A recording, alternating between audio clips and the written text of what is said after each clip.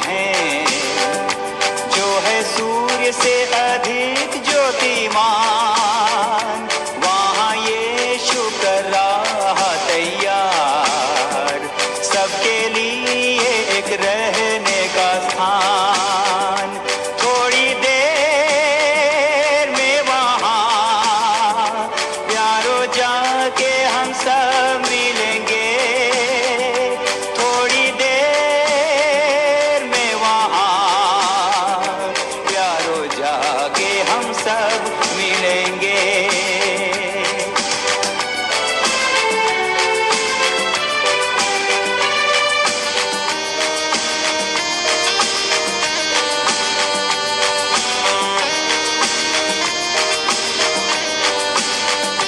अपने काम से विश्राम करेंगे, दुख और क्लेश और सब कष्ट होंगे दूर। स्तुति भजन मनोहर वहाँ हम सब गाएंगे हर्ष से भरपूर। थोड़ी देर में वहाँ प्यारो जाके हम सब मिलेंगे, थोड़ी देर में वहाँ प्यारो जाके हम सब मिलेंगे।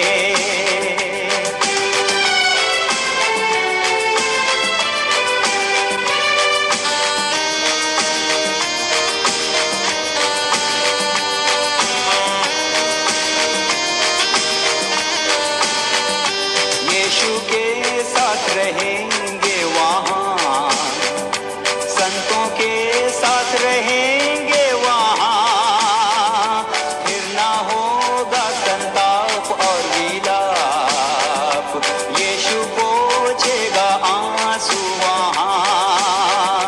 थोड़ी देर में वहाँ प्यारो जाके हम सब मिलेंगे, थोड़ी देर में वहाँ प्यारो जाके हम सब मिलेंगे।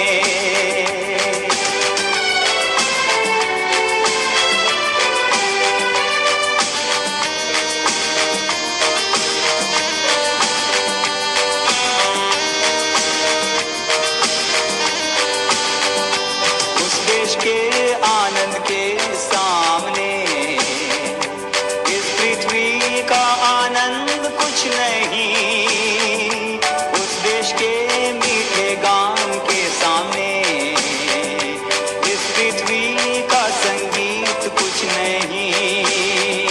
थोड़ी देर में वहाँ प्यारो जाके हम सब मिलेंगे, थोड़ी देर में वहाँ प्यारो जाके हम सब मिलेंगे। Praise the lord. प्रभु यीशु मसीह के नाम की स्तुति हो। इस अच्छे समय के लिए मैं प्रभु को धन्यवाद देता हूँ। फिर और एक बार इस मीडिया से प्रभु के वचन से बात करने के लिए प्रभु ने मेरे जीवन में दिया हुआ इस सुंदर अवसर के लिए मैं प्रभु को धन्यवाद देता हूँ। स्पेशली इस पेज के एडमिन पास्टर एनियन सैमुअल को और उनके वहाँ के सेवकाई परिवार सबको प्रभु आशीष और अनुग्रह दें। और पिछले कुछ हफ्तों से जो है हम लोग सुसमाचार और शिष्यत्व, proclamation of the gospel and discipleship, ये विषय में हम लोग सीख रहे थे। पिछले 3 वीडियोस में जिन्होंने सुना है उन्होंने देखा कि किस तरह यीशु मसीह हमें चेला बनने के लिए बुला रहा है। गॉस्पेल और डिसाइपलशिप को हम लोग अलग नहीं कर सकते हैं, लेकिन यहाँ के हमारे स्टडी की सुविधाई के लिए हमने इसको अलग करके पढ़ा है। लेकिन यीशु मसीह का सुसमाचार एक व्यक्ति को चेला बनाने के लिए कहा जाता है। We proclaim the gospel to make disciples. तो गॉस्पेल और डिसाइपलशिप को हम लोग अलग नहीं कर सकते हैं करके हम लोग ने देखा। और पिछले हफ्ता हम लोग ने देखा कि मत्ती का सुसमाचार का एक इंट्रोडक्शन मैंने आप लोगों को दिया था, और किस तरह यीशु को जानना ज़रूरी है। यीशु के बारे में जानना ये तो ज़रूरी है, लेकिन उससे भी अधिक यीशु को जानना, नोइंग क्राइस्ट, ये था हमारा विषय पिछले दिनों में। इसलिए मत्ती जब ये सुसमाचार को लिखता है तो सबसे पहला यीशु कौन है कर हमें बताता है। Is telling us who is Jesus. मैं वो बातों में दोबारा जाना नहीं चाहता हूँ।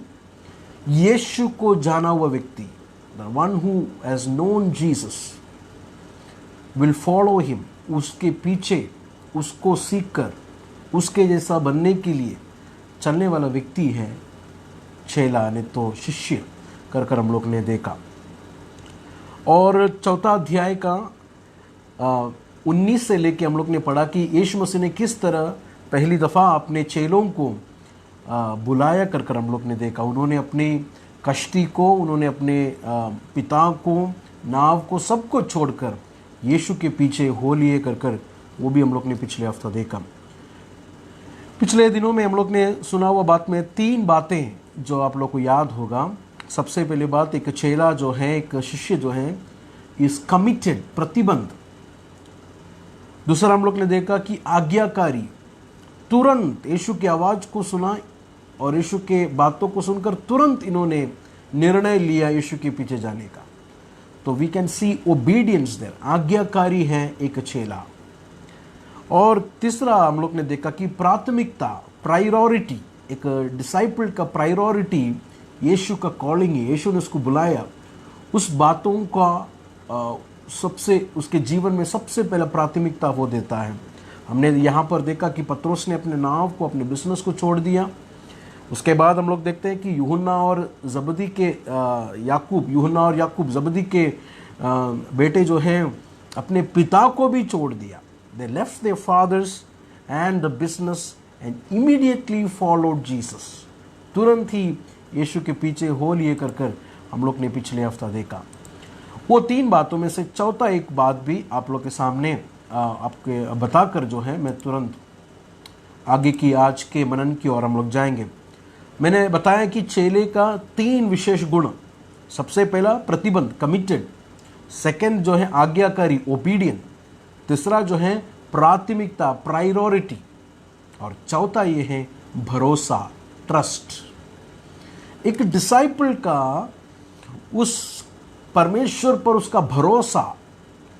यहां पर देखें, कल क्या होगा, कल क्या हम लोग खाएंगे, कल हमारा जिंदगी कैसा होगा, ये सब इन्होंने नहीं सोचा। यीशु ने बुलाया, यीशु के पीछे लोग चले गए। पूरा भरोसा, पूरा ट्रस्ट जो है प्रभु पर वहां रखा कर निर्भरता कर हम लोग देखते हैं। तो एक डिसाइपल जो है वो परमेश्वर पर निर्भर है, परमेश्वर पर है उसका भरोसा। प्रियजनों को याद होगा, मैंने कहा यीशु मसीह और हमारा जो बंधन है, रिलेशनशिप है, वो अंगूर का दाखलता और डाली के समान है। एक डाली किस तरह अंगूर के दाखलता में कायम रहता है, उसमें चिपे रहता है, उस पर भरोसा और उस पर निर्भर रहता है, उसी तरह एक विश्वासी, नहीं तो एक चेला, यीशु का शिष्य जो है, उस डाली के समान उस अंगूर के दरख्त के साथ निर्भर है, डिपेंडेंट है, पूरा भरोसा उस पर लगा है। उसका जीवन ही उसी पर है। उसका जीवन, उसका शक्ति, उसका सामर्थ्य का सबका केंद्र बिंदु यीशु मसीह है। Jesus is the centre of his life. Jesus is the source of his life. तो यहाँ पर चेले लोग ने, ये पतरस और याकूब और यूहन्ना ने यीशु पर पूरा निर्भर रखा। They had complete trust in Jesus। तो मेरे भाई और बहनों, ये एक सीरियस बात है। ये आज क्रिश्चियनिटी में कितने लोग बिलीवर्स हैं, ये बिलीवर्स ट्रूली कमिटेड हैं क्या, यीशु में कायम है क्या, ये जांचना बहुत ज़रूरी है। मुझे याद है, मैं अभी से कुछ साल पहले इंडिया में एक जगह पर प्रभु का सेवकाई के लिए मुझे बुलाया था, मैं और वहाँ पर गया। पास्टर्स लोगों का एक बड़ा कॉन्फ्रेंस था, तो वहाँ पर मैं नहीं हूँ मेन स्पीकर, लेकिन वहाँ पर एक 50 मिनट्स प्रभु का वचन से बात करने के लिए मुझे मौका मिला। तो मैंने ये डिसाइपलशिप के बारे में ही वहाँ पर बात किया, आज से कुछ साल पहले। तो सारे प्रभु के दास लोग हैं, तो मुझे और सारे मेरे से सीनियर प्रभु के दास लोग हैं, और मैंने वो भाई लोग जो आए थे और प्रभु के दास लोग आए थे, वो लोगों से मैंने एक सवाल किया, कितने लोग हैं यहाँ पर प्रभु के खादिम लोग? How many are there today who have come to the meeting are pastors? सारे लोग ने हाथ उठाए। दूसरा सवाल मैंने किया, कितने लोग हैं चेले? How many are disciples? मुझे अचंभित कर दिया, केवल 3 या 4 लोगों ने केवल हाथ उठाकर कहा कि हम हैं डिसाइपल्स। आए हुए इतने सारे लोग में कितने पास्टर से जब ये कहा, सारे ने हाथ उठाए, लेकिन डिसाइपल्स करके जब ये सवाल किया, केवल चंद लोग। मेरे भाई और बहनों, ये एक अलार्मिंग है। प्रभु ने हमको as a teacher, as a pastor, as a evangelist, जो भी हो, बुलाया होगा, लेकिन सबसे प्रथम बात, I am the disciple of Jesus. उसके बाद ही आता है ये सारा पास्टर, इवेंजलिस्ट, जो भी है, प्रॉफिट, जो प्रभु ने आपको दिया है, ग्रेस, वो बाद में आता है। लेकिन सबसे पहले क्या है हमारा कॉलिंग? यीशु को खाली 12 चेले लोग नहीं थे, यीशु को बहुत सारे चेले लोग थे। अगर हम लूका को सुसमाचार में पढ़ेंगे, यीशु जब भी पूरा रात प्रार्थना किया, पूरा रात प्रार्थना करने के बाद सुबह हुआ, उन्होंने अपने चेलों को बुलाया। चेलों में से 12 रसूलों को, नहीं तो 12 अपोस्टल लोगों को चुना। तो ये 12 प्रेरित लोग पहले कौन थे? वो लोग चेले लोग थे। प्रेरित बाद में आता है, पहला परमेश्वर हमको चेला होने के लिए बुलाता है। ये बातें आप लोगों को समझ गया कर मैं विश्वास करता हूं। तो this people were not apostles first, they were disciples. Out of disciples Jesus chose 12 apostles. लूका का सुसमाचार हमको वही बताता है। यीशु को खाली 12 चेले लोग थे, बहुत सारे चेले लोग थे। तो हमारा सबसे प्रथम कॉलिंग क्या है? जीसस का डिसाइपल होना। गॉस्पेल इसलिए सुनाया जाता है यीशु का चेला होने के लिए। तो एक रियल कमिटेड ट्रू डिसाइपल होकर और आज्ञाकारी प्राथमिकता यीशु के कॉलिंग को देखकर और उस पर पूरा भरोसा होकर यीशु के कहने को मानकर उसके पीछे चलना एज अ लर्नर। और देखिए यहाँ पर क्या लिखा है, मैं उसको पढ़ता हूँ। मत्ती का सुसमाचार 4 अध्याय उसका 19 से मैं पढ़ता हूँ, आप लोग उसे सुनिएगा। मत्ती का सुसमाचार 4 अध्याय उसका 19वां पंक्ति से मैं पढ़ता हूँ, उसे ज़रा सुनिए। देखिए क्या लिखा है।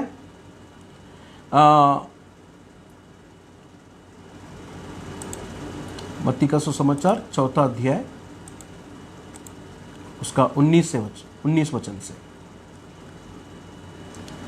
यीशु गलील की झील के किनारे टहल रहे थे। उन्होंने 2 भाइयों को देखा, सिमोन जो पतरस कहलाता है और उसके भाई अंद्रयास को। वे झील में जाल डाल रहे थे क्योंकि वो मछुए थे। यीशु ने उनसे कहा, मेरे पीछे आओ, मैं तुम्हें मनुष्यों के मछुए बनाऊंगा। देखिए कॉलिंग पे वहां पर क्लियरली लिखा है, मेरे पीछे आओ, फॉलो मी। तो who is a disciple? Jesus को फॉलो करने वाला। तो यीशु क्यों बुला रहा है हमें? वहां पर ही वो वचन को पढ़ेंगे तो हमको मालूम पड़ेगा। जीसस कह रहा है कि आओ, मैं तुम्हें इंसानों को पकड़ने वाला, इंसानों को मछुए करने वाला मैं बनाऊंगा। I will make you fishers of man.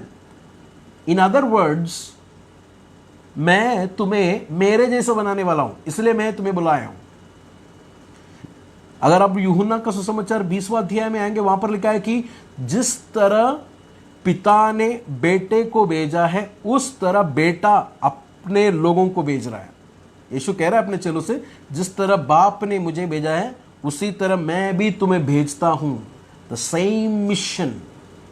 तो जीसस हमें बुला रहा है to become like him in his mission and in his life. Yeshu के जीवन प्राप्त करें और यीशु के जैसा जीवन व्यतीत करें, यीशु के जैसे बने। और यीशु ने किस तरह सेवकाई की, यीशु ने किस तरह पिता को इस धरती पर महिमा दी, पिता के काम को पूरा किया, यही बातों को मैं और आप लोग करना है। इसलिए यीशु हमको बुला रहा है। In other words, Jesus is calling us to be his representative. Yeshu का राजदूत होने के लिए, यीशु का रिप्रेजेंटेटिव होने के लिए यीशु हमको बुला रहा है। वो काली सेवकाई नहीं, बल्कि to become like him, follow me. मेरे बातों को फॉलो करने के लिए नहीं बोला है। Follow me, look at my life, मेरे लाइफ को देखे, मेरे लाइफ के जैसा आपके जीवन बन जाने के लिए फॉलो मी। मैं ये सब एक ही वचन के आधार पर नहीं बोलना चाहता हूं। मत्ती 11:28 में और 29 में लिखा है कि मेरा जुआ तुम पर उठाकर मुझसे सीखो। सही, मेरे पीछे आओ, मुझसे सीखो, एक ही बात है। यूहन्ना का सुसमाचार 1 अध्याय में इस तरह पढ़ते हैं कि जब पत्रोस और अंद्रियास यीशु के पीछे जा रहा था, यूहन्ना और अंद्रियास यीशु के पीछे जा रहा था, तो यीशु उनको मुड़कर कहा कि तुम क्या ढूंढते हो? तो उन्होंने कहा कि गुरु आप कहाँ रहते हो? तो उन्होंने कहा कि आओ देखो, कम एंड सी, आओ देखो, सीखो, मेरे पीछे आओ। ये सारा मीनिंग एक ही है, मेरे जैसा बनो। तो कौन है डिसाइपल? यीशु के पीछे चलकर, यीशु के पीछे जाकर, उससे सीखकर उसके जैसा बनना, टू बिकम लाइक हिम। तो जीसस हमको एक बड़ा कॉलिंग, बड़ा उद्देश्य, बड़ा प्लान हमारे जीवन पर है। परमेश्वर हमको बुला रहा है to become like him, to follow him, to learn from him. तो ये बातें आप लोग को समझ आया कर मैं विश्वास करता हूँ। अभी आप लोग देखिए 4 अध्याय का 23वां वचन में आपके लिए पढ़ता हूँ। मत्ती का सुसमाचार 4 अध्याय उसका 23वां वचन। यहाँ पर मत्ती क्या करता है? यीशु का मिनिस्ट्री को सारांश में, मतलब यीशु ने किस तरह मिनिस्ट्री किया कर एक समरी, और समरी को हमको देता है। देखिए 4:23 में क्या लिखा है? यीशु समस्त गलील प्रदेश में फिरकर उनके सभागृहों में शिक्षा देते, राज्य के शुभ समाचार का प्रचार करते और लोगों की हर तरह की बीमारियां और निर्बलता को दूर करते थे। यीशु क्या किया? यीशु ने जो क्या किया उसका पूरा सारांश को लेकर, उसका समरी को लेकर मत्ती कहता है कि 3 बात यीशु ने किया। सबसे पहले क्या किया? शिक्षा दिया। दूसरा, राज्य का शुभ समाचार प्रचार किया।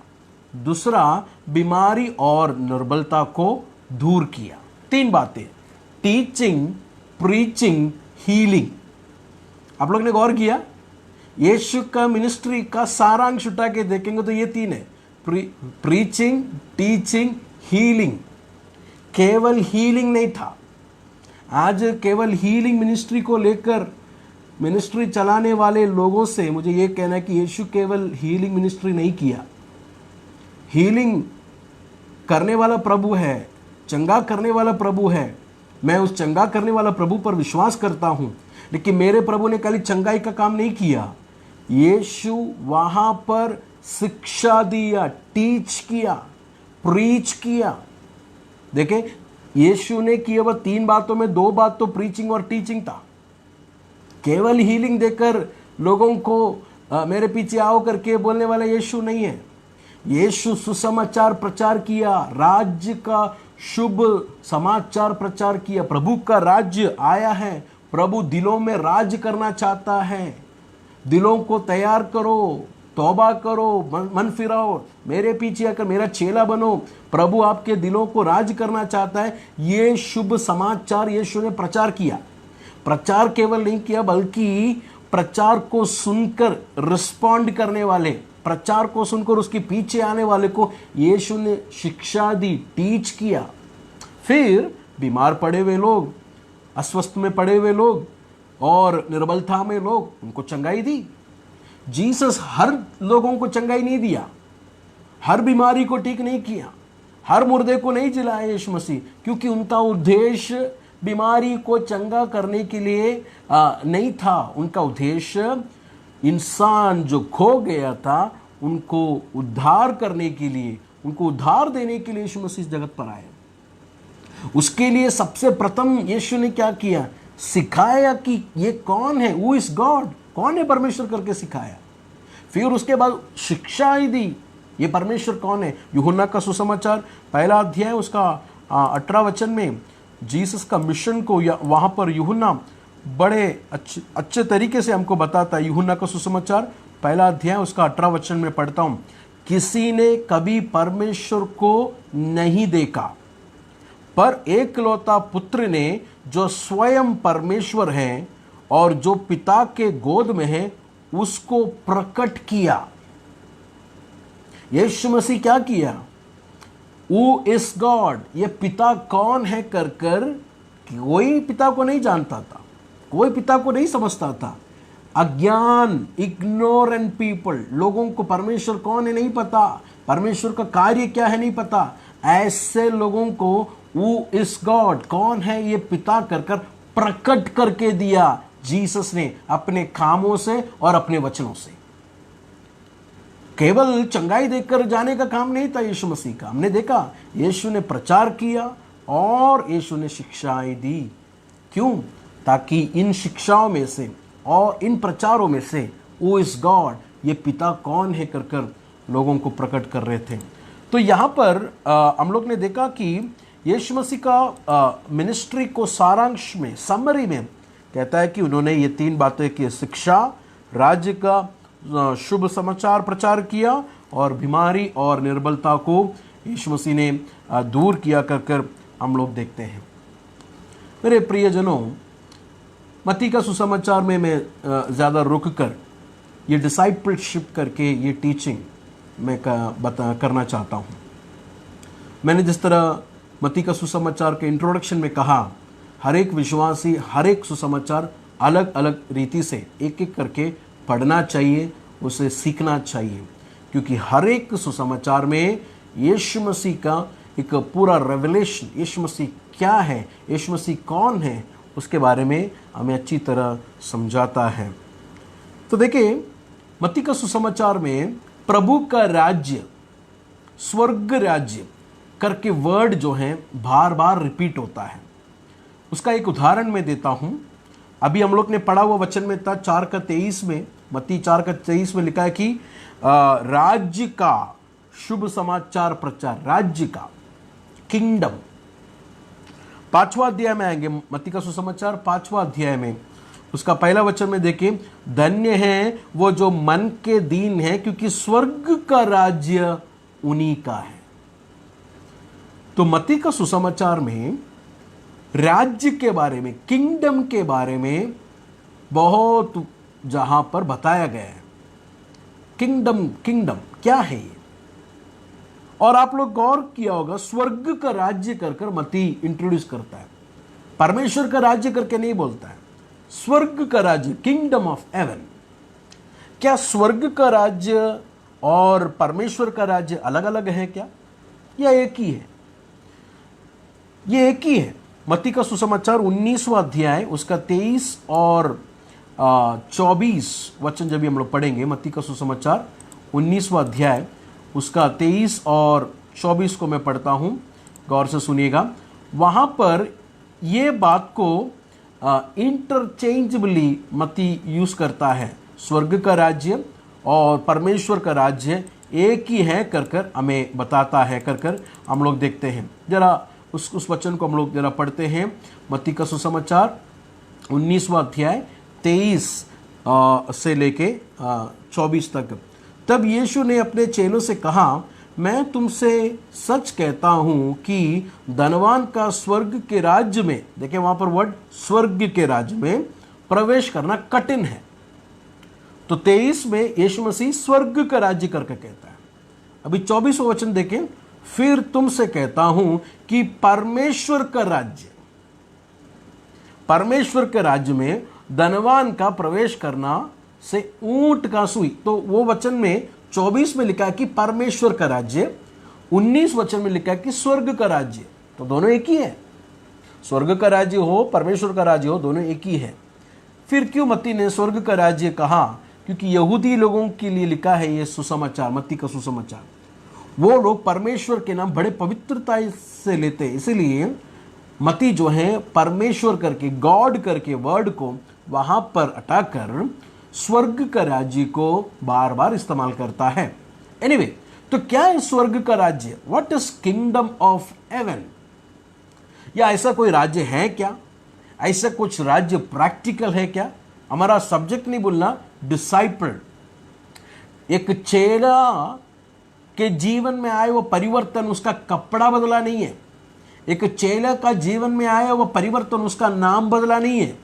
एक चेला का जीवन में आया वो परिवर्तन कोई कलिसिया बदला, कोई जगह बदला नहीं है, बल्कि एक राज्य से दूसरा राज्य में वो प्रवेश हो गया। कोलोसी की खत में लिखा है कि अंधकार की राज्य से उस परमेश्वर के बेटे के राज्य में हमें प्रवेश करवाया।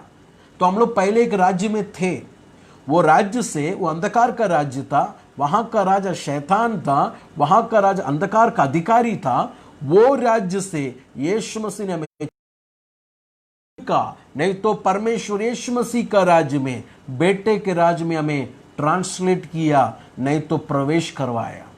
स्वर्ग का राज्य में प्रवेश हो गए हुए में और आप लोगों को राज्य करने वाला अब यीशु मसीह है। Jesus is the king. Yeshu कहां से राज कर रहा है? हम लोग बोलेंगे कि पिता के दाहिने ओर से राज कर रहा है, ये सही बात है, लेकिन एक चेले के दिल के अंदर बैठकर, एक चेले के दिल के अंदर वास कर कर दिल को राज कर रहा है। He is ruling our hearts, he is ruling our life. प्रभु ऐसे एक राज्य में हमें बुला रहा है। देखिए मत्ती का यूहन्ना का सुसमाचार, माफ करना, यूहन्ना का सुसमाचार 18 अध्याय उसका 36, जॉन चैप्टर 18 वर्सेस 36 जब हम लोग पढ़ेंगे, वहां पर यीशु मसीह एक बात को कहता है। मैं उसको पढ़ता हूं, John chapter 18 versus 36। John chapter 18 36 में इस तरह लिखा है, यीशु ने उत्तर दिया कि मेरा राज्य इस जगत का नहीं। यदि मेरा राज्य इस जगत का होता तो मेरे सेवक लड़ते कि मैं यहूदी के हाथ सौंपना ना जाता, परंतु अब मेरा राज्य यहां का नहीं। तो यीशु कहता कि मेरा राज्य इस जगत का नहीं है, तो फिर कहां का है? परमेश्वर को एक राज्य है, यीशु को एक राज्य है। देखो वहां पर मेरा राज्य कर यीशु जब वहां पर कह रहा है, उसका मतलब यीशु कह रहा है कि मैं राजा हूं, लेकिन जिस तरह तुम लोग सोचते हो ऐसे एक राजा नहीं हूं। दुनिया का राजा शान और शौहरत में राजस्थान में बैठा हुआ, तुम लोगों के नजर में ये है राजा, लेकिन ऐसे एक राजा नहीं हूं। मैं राजा हूं, लेकिन मेरा राज्य यहां का नहीं है। आप लोगों को आंख से दिखता हुआ ऐसे एक राज्य का राजा नहीं हूं मैं। I am a king of spiritual kingdom, आत्मिक राज्य का राजा हूं मैं। आई एम द किंग कर यीशु मसीह उस पिलातोस के सामने कहा कर हम लोग देखते हैं।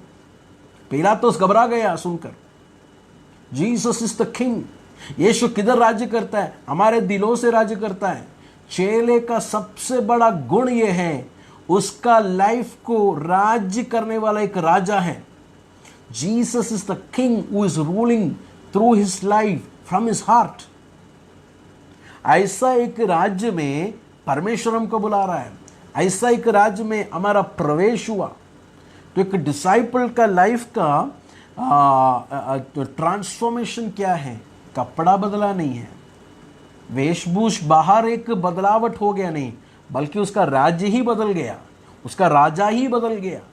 उसको राज्य करने वाला अभी यीशु मसीह है। देखें, ये बातें अच्छी तरह समझने की बहुत ज़रूरी है मेरे भाई और बहनों, क्योंकि मत्ती का सुसमाचार डिसाइपलशिप को ये जब बताता है तो चेलों के दिलों को राज्य करने वाला एक राजा के बारे में मत्ती का सुसमाचार हमें बताता है। तो आज मैं और आप लोग जो है मत्ती का सुसमाचार 5वां अध्याय में रुक कर जो है कुछ बातों को हम लोग देखने वाले हैं। मत्ती का सुसमाचार 5वां अध्याय में रुक कर जो है हम लोग कुछ बातों को देखेंगे, लेकिन उससे पहले मत्ती का एक इंट्रोडक्शन ये सीखने के लिए, जो लोग सीखने के लिए चाहते हैं उनके लिए मैं बताना चाहता हूँ। मत्ती का सुसमाचार में जो है 5 टीचिंग पिलर्स हैं, 5 टीचिंग पिलर्स, 5 शिक्षण स्तंभ, 5 टीचिंग ब्लॉक्स करके भी हम लोग बोल सकते हैं। क्या है ये जरा हम लोग देखेंगे। जो लिख के लेने वाले हैं उसको लिख के ले ले। मत्ती का सुसमाचार 5वां अध्याय से लेके 7वां अध्याय तक जो है शिष्य का जीवन, the life of a disciple, एक शिष्य का जीवन कैसा होना चाहिए, मत्ती 5 से लेके 7 तक हम लोग पढ़ सकते हैं, देख सकते हैं। आप लोग को याद होगा मत्ती का सुसमाचार 5वां अध्याय जो है यीशु मसीह ने पर्वत पर दिया गया हुआ प्रचार है, इसलिए सरमन ऑन द माउंट करके भी हम लोग उसको बुलाते हैं। पर्वत पर यीशु मसीह ने दिया गया हुआ पहाड़ी उपदेश कर कर हम लोग देख सकते हैं। तो ये पहाड़ी उपदेश को मैंने जो नाम दिया है वो ये है the life of a disciple, एक चेले का जीवन कैसा होना चाहिए। मत्ती 5 से लेके 7 तक पढ़ेंगे तो मालूम पड़ेगा। दूसरा ब्लॉक, दूसरा पिलर क्या है, मत्ती का सुसमाचार 10वां अध्याय और 11 अध्याय, मैथ्यू चैप्टर 10 एंड 11 में एक चेले का, नहीं तो शिष्य का कर्तव्य, the mission of a disciple, एक चेले का कर्तव्य क्या है। तीसरा जो है मत्ती का सुसमाचार 13 अध्याय, पूरा चैप्टर जो है the treasure of a disciple, शिष्य का धन, नहीं तो शिष्य का खजाना क्या है, यह है मत्ती का सुसमाचार 13 अध्याय। ये भी एक टीचिंग ब्लॉक है। चौथा पिलर, मत्ती का चौथा पिलर जो है मत्ती का सुसमाचार 18 अध्याय में है, द कम्युनिटी ऑफ डिसाइपल्स, शिष्यों का समुदाय। ये समुदाय में क्या है, ये समुदाय का खासियत क्या है, ये समुदाय में क्या होता है, ये समुदाय में किस तरह ये लोग जीते हैं। द कम्युनिटी ऑफ डिसाइपल्स, शिष्यों का समुदाय। और चौथा जो है मत्ती का सुसमाचार 24 और 25, the future of A disciples, एक शिष्य का भविष्य। देखिए हम मत्ती का सुसमाचार ये 5 पिलर में खड़ा है। पहला पिलर जो है शिष्य का जीवन, मैथ्यू 5 to 7। दूसरा पिलर जो है मैथ्यू चैप्टर 10 और 11, शिष्य का कर्तव्य, the mission of a disciple. Third जो है 13 अध्याय, शिष्य का धन, शिष्य का खजाना, what is the treasure of a disciple. मत्ती का सुसमाचार 18 अध्याय जो है the community of the disciple, शिष्यों का समुदाय। And last Matthew chapter 24 and 25, मत्ती 24 और 25, the future of a disciple, एक शिष्य का भविष्य। मैं आप लोग से विनती करता हूं ये 5 पिलर्स को आप लोग के पर्सनल स्टडी में उसको निकाल कर स्टडी करें और प्रार्थना करें। एक दिन कोई यीशु के जैसा नहीं बन सकता। प्रार्थना करें, परमेश्वर को पवित्र आत्मा को मांगे, पवित्र आत्मा में शक्ति और सामर्थ्य देगा यीशु के जैसा बनने के लिए, यीशु का डिसाइपल होने के लिए। आज अपने इस स्टडी में, ये स्टडी सीरीज में, ये 5 ब्लॉक्स के अंदर सारे बातों को मैं नहीं बताने वाला हूँ, लेकिन इसके अंदर से प्रथम कुछ बातों को मैं चुन कर जो है आगे के क्लासेस में मैं लेना चाहता हूँ। तो सबसे पहला जो बात जो आप लोगों को मैं दिखाना चाहता हूँ वो ये है मत्ती का सुसमाचार 5वां अध्याय। आज हम लोग थोड़ा उसमें से देख कर जो है आगे के दिनों में, आगे क्लासेस में हम लोग देखेंगे। मत्ती का सुसमाचार 5वां अध्याय 5, 6, 7, जिस तरह मैंने कहा ये पहला पिलर है, एक चेले का जीवन, एक शिष्य का जीवन कैसा होना चाहिए उसके बारे में। देखिए मैं पढ़ता हूँ 5वां अध्याय, उसका पहला वचन से। वहां पर लिखा है कि यीशु विशाल जन समूह को देखकर पहाड़ी पर चढ़े और वह बैठ गए उनके शिष्य उनके पास आए और वह यह कहते हुए उन्हें शिक्षा देने लगे। तो बड़ा एक समूह को देखकर यीशु पहाड़ पर चढ़ा, उनके चेले उनके पास आए। तो यहां पर हम लोग दो ग्रुप को देख सकते हैं, एक बड़ा जन समूह क्राउड्स और दूसरा है चेले। यीशु वहां पर बैठकर शिक्षाएं देना शुरू किया। तो यीशु का प्राइमरी ऑडियंस, सबसे पहला ऑडियंस ये समूह नहीं बल्कि उनका चेला है। उनके चेले हैं प्राइमरी ऑडियंस। दूसरा समूह यीशु के वचन को सुन रहे, एक बड़ा समूह वो भी सुन रहे, लेकिन ये प्राइमरी टीचिंग किसके लिए है? डिसाइपल्स लोगों के लिए, चेलों के लिए। ये वचन को सुनकर समूह में से किसी के दिल में प्रेरणा आएगा, मुझे भी ऐसा एक जीवन चाहिए, तो स्वागत है जीसस का चेला होने के लिए। मन फिराकर जीसस पर विश्वास कर जीसस को जानकर जीसस का चेला होने के लिए उस समूह में से यीशु स्वागत कर रहा है, लेकिन प्राइमरी डिसाइपल्स को देता हुआ शिक्षा है कर हम लोग देखते हैं। तो आइए हम लोग मत्ती का सुसमाचार में ये पहला पिलर का सारा वचनों को मैं नहीं लेने वाला हूँ। कुछ इंपॉर्टेंट बात जिस तरह मैंने पहले कहा, उन बातों को लेकर जो है आप लोग से बात करने के लिए मैं चाहता हूँ।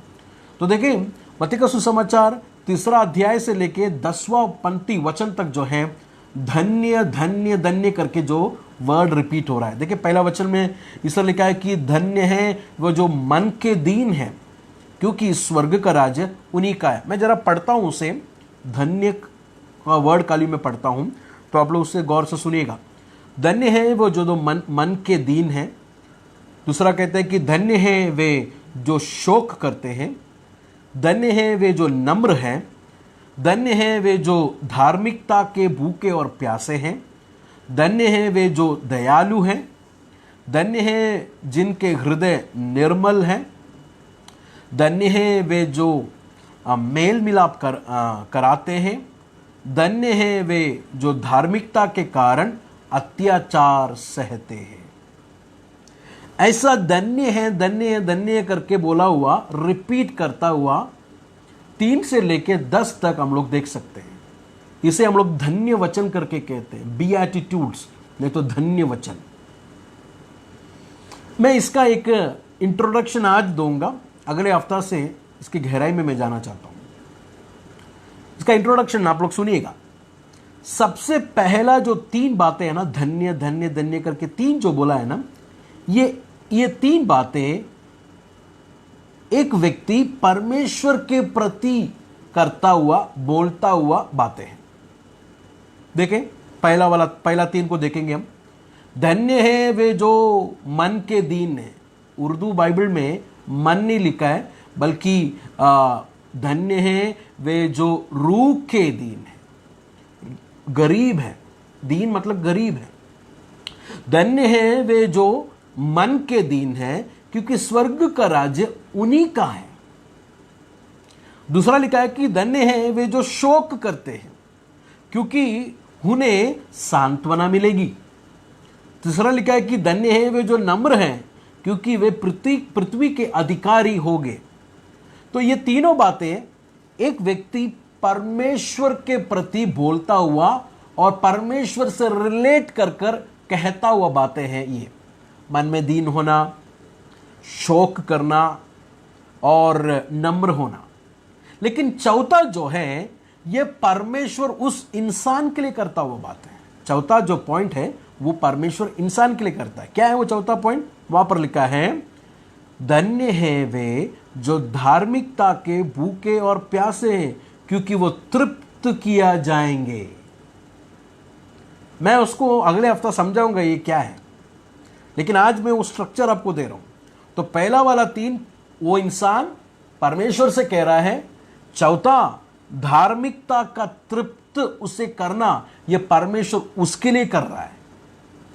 अभी आगे का 5, 6, 7, 8 वो जो है, यह धार्मिकता मिला हुआ इंसान लोगों के बीच में अपने पड़ोसी के साथ जन समूह में वो किस तरह ये बातों को प्रकट करता है, ये किस तरह ये बातों को दूसरों को देता है या दूसरों के लिए करता है, उसके बारे में लिखा है। देखें, धन्य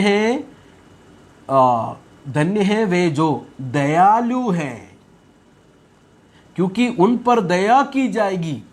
देखें, सबसे पहला बात वो परमेश्वर से करता है, परमेश्वर उन्हें धार्मिकता से तृप्त करता है, धार्मिकता से तृप्त, परमेश्वर का धार्मिकता से तृप्त किया हुआ ये लोग क्या करते हैं, समूह में उतरकर दूसरों को दया कर दिखाते हैं। They show mercy to others.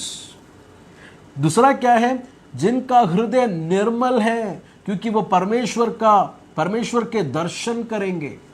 They are pure in hearts, उनके काम परमेश्वर को पसंदीदा वाला काम होगा, उनके व्यवहार परमेश्वर को महिमा देने वाला होगा समूह में। तीसरा, धन्य है वे जो मेल मिलाप करते हैं, क्योंकि वे परमेश्वर के संतान कहलाएंगे। लोगों के बीच में परमेश्वर और लोग के बीच में जो गुनाह के कारण जो अंतर है, गुनाह के कारण जो दूरी है, सुसमाचार सुनाकर परमेश्वर और इंसान के बीच में मेल मिलाप का सुसमाचार उसको सुनाएगा। वो काली नहीं। अगर कोई लड़ाई या कोई दुख और मुसीबत दोनों पार्टियों के बीच में, दोनों लोगों के बीच में है, तो ये मेरा काम नहीं है ऐसा नहीं बोलेगा, बल्कि वो कोशिश करेगा उसके बीच में उतरकर मेल मिलाप लेके आने देखेगा। झगड़ा करेगा नहीं, और झगड़े में और थोड़ा आग नहीं लगाएगा, बल्कि वहां पर मेल मिलाप करने के लिए देखेगा। और आखिर में लिखा है कि धन्य है वे जो धार्मिकता के कारण अत्याचार सहते हैं, क्योंकि स्वर्ग का राज्य उन्हीं का है। देखें, वहां पर लिखा है कि धन्य हो तुम जब लोग मेरे कारण तुम्हारा अपमान करते हैं, तुम पर अत्याचार करते हैं और तरह तरह के झूठे दोष लगाते हैं। खुश हो और आनंद मनाओ, क्योंकि स्वर्ग में तुम्हें महान पुरस्कार प्राप्त होगा। तुम्हारे पहले के नबियों पर भी उन्होंने इसी तरह अत्याचार किया था। देखिए, ये लोगों को नबियों के साथ जोड़कर यीशु कहता है कि जिस तरह तुमको अत्याचार कर रहे हैं, उसी तरह नबियों पर भी इसी तरह अत्याचार हुआ था। क्यों हुआ था? नबियों पर क्यों अत्याचार हुआ था? क्योंकि उन्होंने परमेश्वर की सच्चाई लोगों को बताया। तो ये व्यक्ति जो परमेश्वर का धार्मिकता से तृप्त हो गया, वो व्यक्ति दूसरों को परमेश्वर के साथ मेल मिलाप का सुसमाचार जब सुनाएगा, दूसरों को दया दिखाएगा और उनका काम परमेश्वर को पसंदीदा वाला, महिमा देने वाला काम होगा। और हम लोग देखते हैं कि मेल मिलाप का सुसमाचार सुनाएगा और धार्मिकता का रास्ता दूसरों को जब बताएगा, अत्याचार होएगा। सच्चाई में चलने के लिए जब भी कोशिश करेंगे, विरोध खड़े हो जाएंगे। गलत के खिलाफ जब भी बात करना शुरू करेंगे, पाप के खिलाफ जब भी हाथ उठाना शुरू हो जाएंगे, पाप के खिलाफ जब भी बात करना शुरू करेंगे, नबियों के जैसा ये लोगों को भी अत्याचार होगा। तो मेरे भाई और बहनों, ये धन्य वचन का जस्ट मैंने आपको स्ट्रक्चर बताया। अगले हफ्ता उसको हम लोग डिटेल में देखेंगे और एक बार उस स्ट्रक्चर को ध्यान से आप लोग सुनिएगा। मैं चाहता हूं कि आप लोग सब उसको सुनिए। सबसे पहला 3 जो धन्य वचन है, वो एक इंसान परमेश्वर के प्रति कहता और परमेश्वर को बोलता हुआ बात है। क्या है वो? मन का दीन, शोक करना और नम्र होना, ये परमेश्वर के प्रति है। चौथा, परमेश्वर हमको देता हुआ क्या है? वहां पर लिखा है धार्मिकता से तृप्त करेगा, फिल्ड विद द राइचियसनेस। ये परमेश्वर इंसान को, वो व्यक्ति को देता है। ये धार्मिकता को पहना हुआ, ये परमेश्वर का धार्मिकता को पहनकर तृप्त हो गया व्यक्ति समूह में उतरकर पड़ोसी से करता हुआ व्यवहार को आगे हम लोग पढ़ते हैं। वो दयालु होगा, वो मन का निर्मल होगा, हृदय का निर्मल होगा। फिर कहा कि मेल मिलाप कराने वाला होगा, झगड़ा करने वाला नहीं होगा। झगड़ा करने वालों के बीच में और आग डालने वाला नहीं होगा, बल्कि मेल मिलाप का सुसमाचार सुनाएगा, मेल मिलाप करेगा।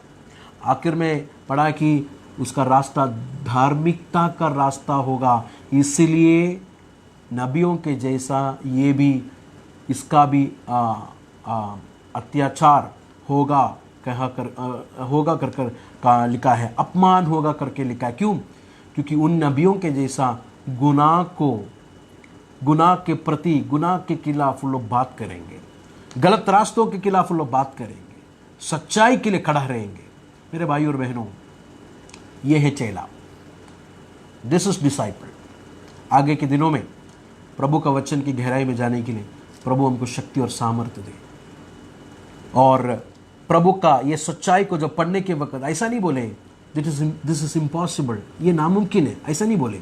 हाँ, ये कठिन है लेकिन ये नामुमकिन नहीं है। अगर ये नामुमकिन होता तो यीशु मसीह हमको कभी नहीं कहता मेरे पीछे हो ले, मेरे पीछे आओ कर कर यीशु मसीह कभी नहीं बोलता।